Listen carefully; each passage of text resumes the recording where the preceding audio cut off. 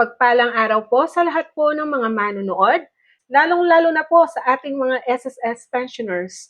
Welcome po sa aking YouTube channel.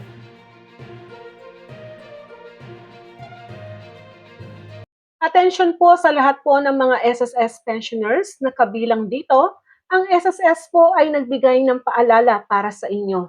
Narito po ang pause.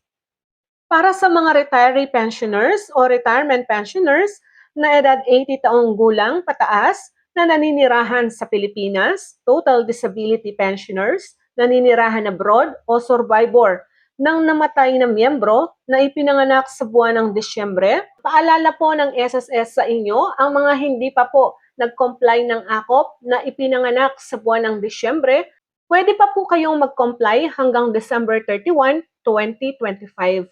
Para po sa AKOP compliance na hassle-free, mag-schedule po ng video conference sa pamamagitan ng My.SSS account.